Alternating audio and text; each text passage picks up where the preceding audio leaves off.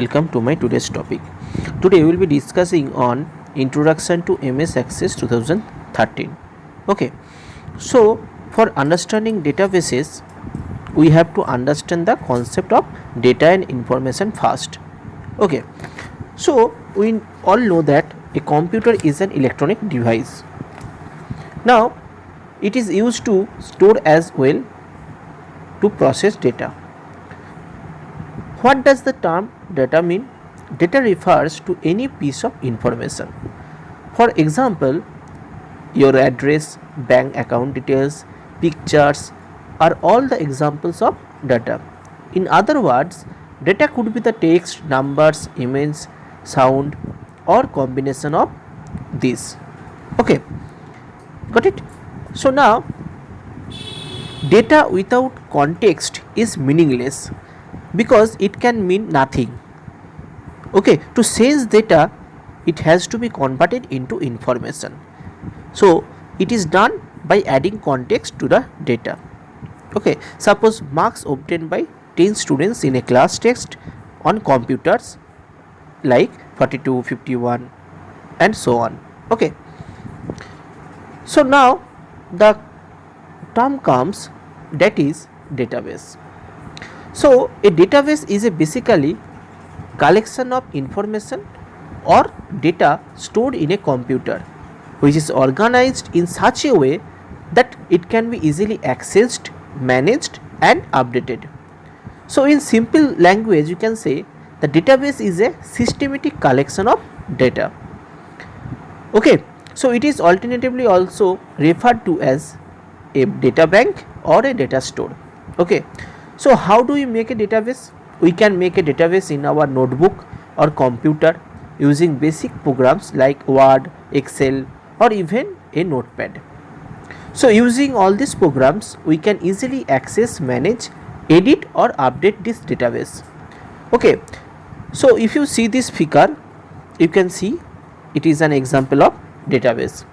Okay, so it stores the first name, last name, address, city and age of the individual person here. Okay, so we will have many more kinds of database, like the electricity service provider of your area must be having a database to manage the billing and client related issues.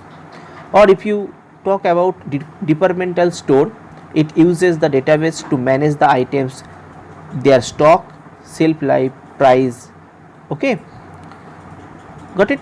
Now if you talk about hotel industry, it uses the database to keep all the records of their clients or staffs. Okay, got it? So we have just discussed about data and database. Now there is a need to manage all this data. So many organizations and small setups continue to use Excel sheets for managing their data. Okay, so all the records are stored using the Excel sheets. This may prove to be fine for small setups only as they just need to store data. However, in big organizations or big companies, the data is very huge. So if the size of data is too big, spreadsheets are not a good solution of it. So in many big organizations, the rows of the database runs into millions. In such situations, it is unreasonable to maintain so many sheets in an Excel file. So as to accommodate this big data, moreover multiple users want to use this data for different reasons. Such big setups have to take the option for database management system, that is DBMS. Okay, so DBMS is useful when the database involved is very big. Okay, and multiple people can edit the data simultaneously in a database, that is DBMS, database management system. Okay, so DBMS is an automated process. It may take some time to set up. However, once this is in place, it takes away the agony of manual work. Okay, so DBMS, that means database management system, is a system for creating and managing the database. Okay, so it is a collection of programs which enables its users to access the database, manipulate data, report as well as represent the data too.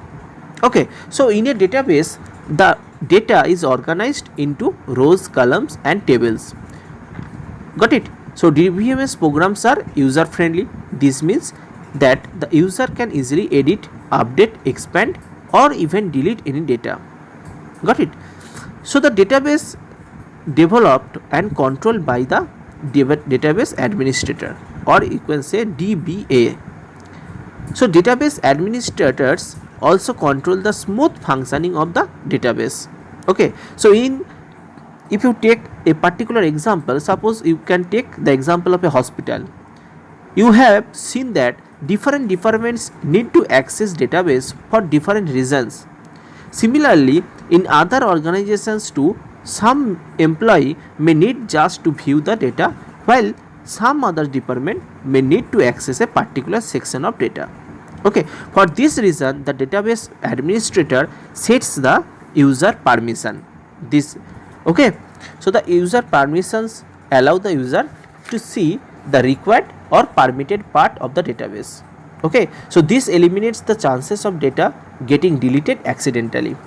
Okay, so ultimately we can say that a database is an organized way of storing information. Okay, and it helps us to manage and access large amount of information quickly and efficiently. Okay, so it is very difficult to maintain a database manually when there are hundreds and thousands of records are there. Okay, so a computerized record keeping system is a collection of programs that enable you to store, modify and extract information, is known as the DBMS, that means database management system.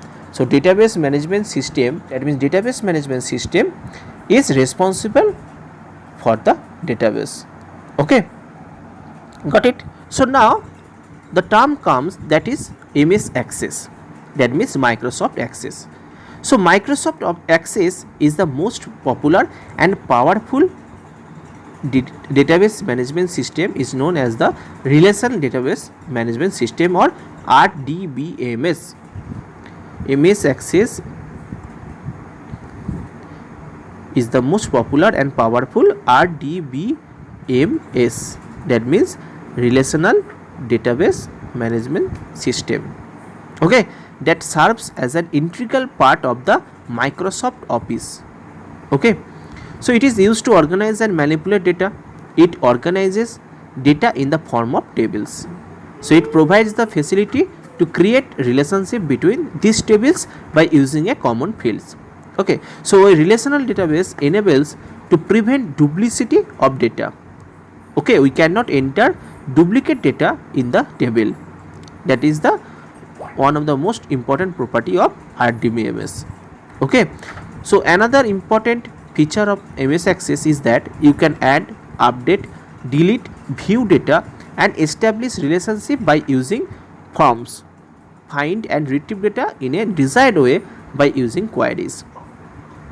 Okay, so some other popular RDBMS are, you can say, Oracle, SQL, that means structured query language. Okay, all the examples are there. Got it? Okay, now we will be learning about some objects in MS Access. So at first it is table. So tables are building blocks of a database. They store the complete data in a structured manner in the form of rows and columns. So every table has a finite number of columns and rows. Okay, if you look at the table, we are having the table below. Now, so here the first element of a table is field. So all the columns here, first column is ID, next column is first name, next column is last name and next column is street address. So all these columns in a table are called fields. So columns in a table are called fields. Okay, a field describes a particular attribute or the property of all the records in a table. For example, if you see this figure, the field that maintains the first name of the table of the person will store the first name of each and every person. Okay, next one is records. So here all the rows are known, or you can say are called as records. So a record contains the values for all the fields that belongs to single person or single entity.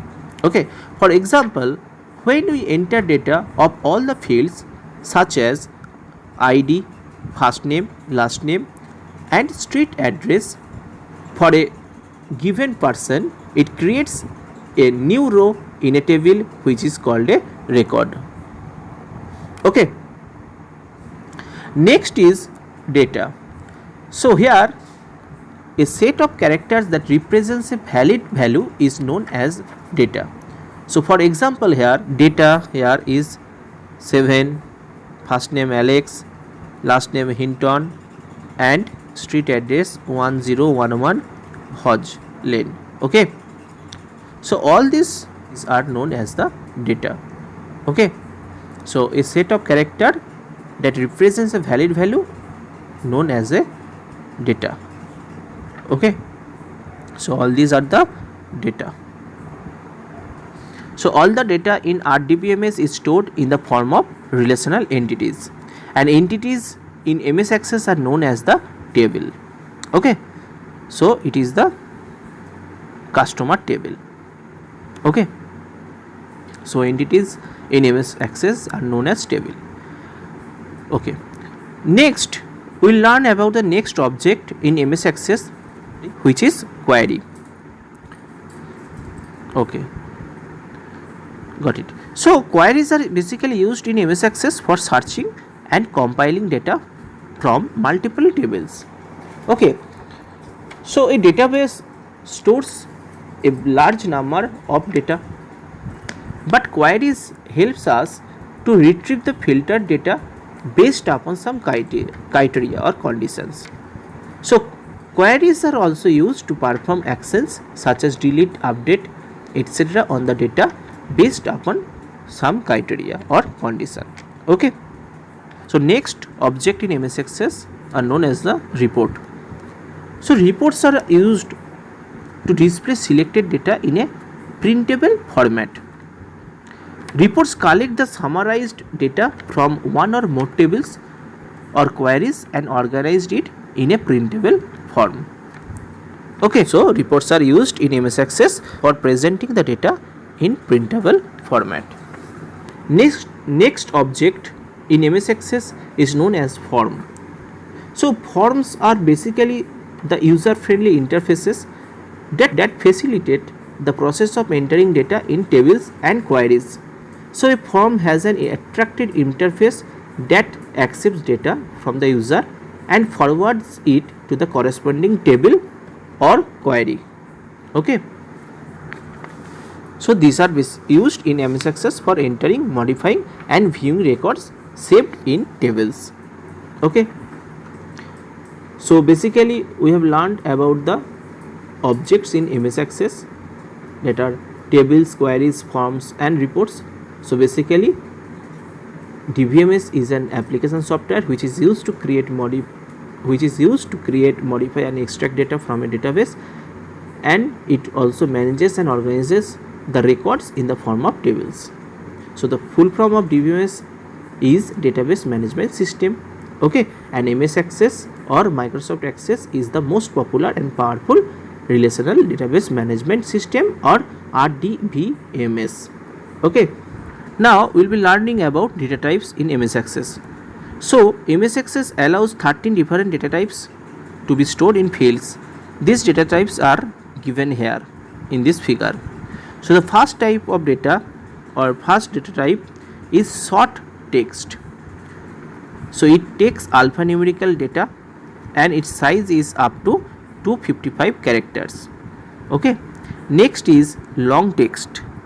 Long text takes large amount of alphanumerical data basically for sentences and paragraphs, and its size is up to 1 gigabyte. Okay, but controls to display long text are limited to the first 64 characters. Okay, next one is number. Here number means numeric data. It takes 1, 2, 4, 8 or 16 bytes. Okay, next one is large number. It also takes numeric data and its size is 8 bytes. So it takes 8 bytes numeric data. Next one is date and time. So date and time displays dates and times, and its size is up to 8 bytes. Next one is currency under calculated field. So it takes monetary data stored with 4 decimal places of precision, and also its size is up to 8 bytes. Okay, next one is auto number. Auto number takes unique value generated by access for each new record. It takes 4 bytes. Okay, next one is yes or no.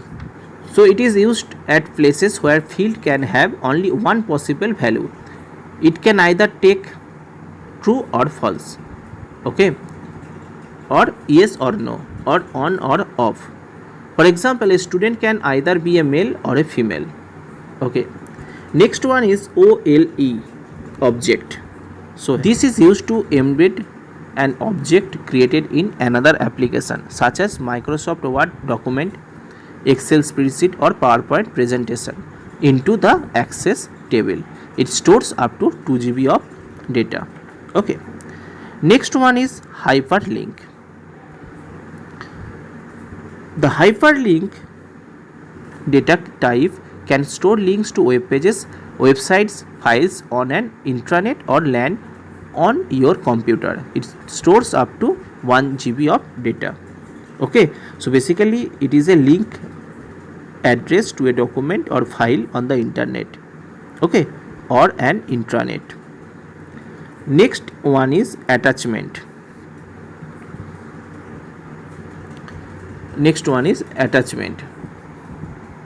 This type of data allows us to attach images, spreadsheet files, documents, charts and other types of supported files to the records in our database, much similar to the manner we attach files to emails.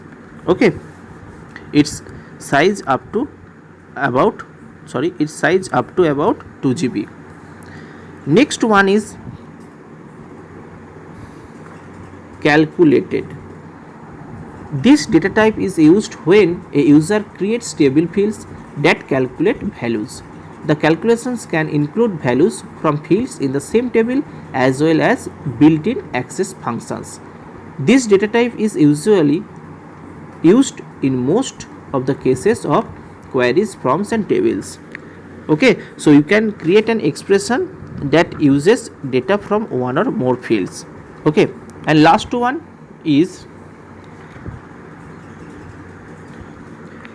lookup wizard. Okay, lookup wizard. So the lookup wizard entry in the data type column in design view is not actually a data type. So when we choose this entry, a wizard starts to help you define either a simple or complex lookup field. Okay, so a simple lookup field uses the contents of another table or a value list to validate the contents of a single value per row. And here you will have rich text also. So text or combinations of text and numbers that can be formatted using color and font controls. Okay, now the part is primary key and the relationship. Okay, so a primary key is a field or a set of fields with values that are unique throughout a table. Okay, so values of the key can be used to refer to entire records because each record has a different value for the key. So each table can only have one primary key. Access can automatically create a primary key field for you when you create a table, or you can specify the fields that you want to use as the primary key. Okay, to set a table's primary key, just open the table in design view, then select the field or fields that you want to use, and then on the ribbon click primary key. Okay, so Access uses primary key fields to quickly associate data from multiple tables and combine that data in a meaningful way. So we can include the primary key fields in other tables to refer back to the table that is the source of the primary key. So in this table, that means the other tables, the fields are called foreign keys.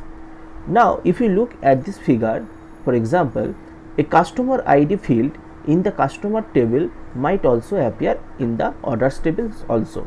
So if you see in this figure, you are having two tables.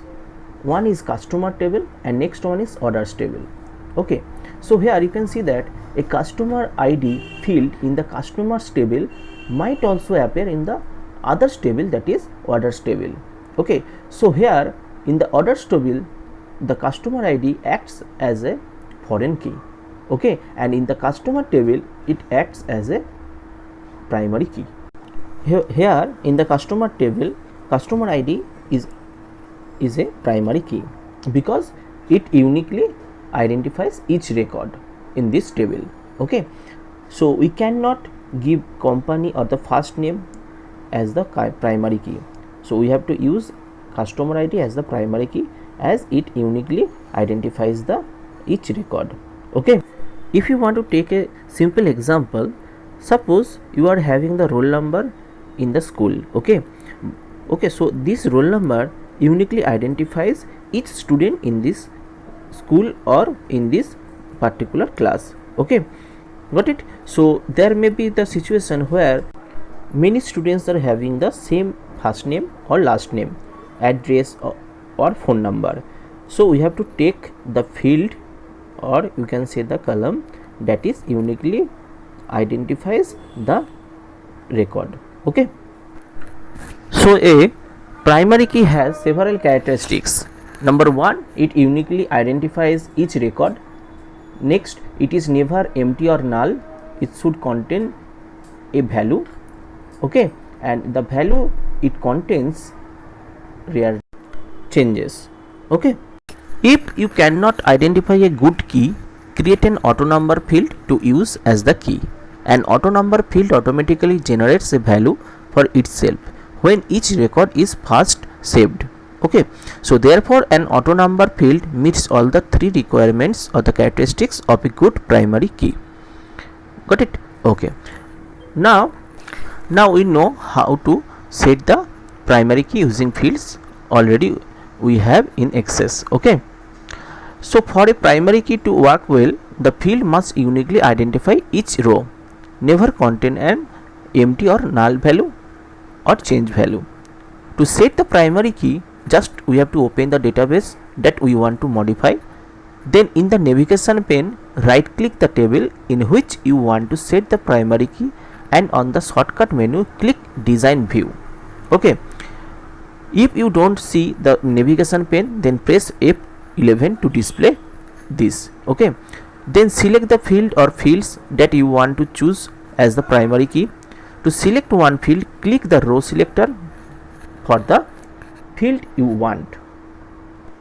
To select more than one field, to create a composite key, hold down Ctrl and then click the row selector for each field, and on the design tab in the tools group click primary key. Here you can see in this figure a key indicator is added to the left of the field or fields that you specify as the primary key.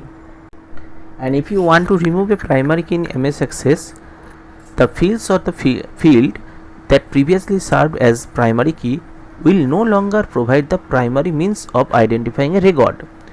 Removing the primary key does not delete the fields from your table, but it does remove the index that was created for the primary key. So before you can remove a primary key, you must sure that it does not participate in any table relationship. If you try to remove a primary key that is a part of one or more relationships, access warns you that you must delete the relationship first. To delete a table relationship, we have to follow the steps. If the tables that participate in the table relationship are open, at first close them. You cannot delete a table relationship between open tables. So on the database tools tab, in the relationship group, click relationship. Here you can see the figure. Select add tables, show table in Access 2013. Click the table relationship line for the table relationship that you want to delete, and then press delete key. On the design tab in the relationship group, click close.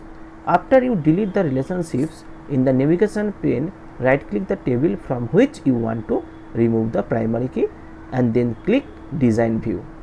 Okay, click the row selector for the current primary key. If the primary key consists of a single field, click the row selector for that field. If the primary key consists of multiple fields, click the row selector for any field in the primary key. Next on the design tab, in the tools group, click primary key.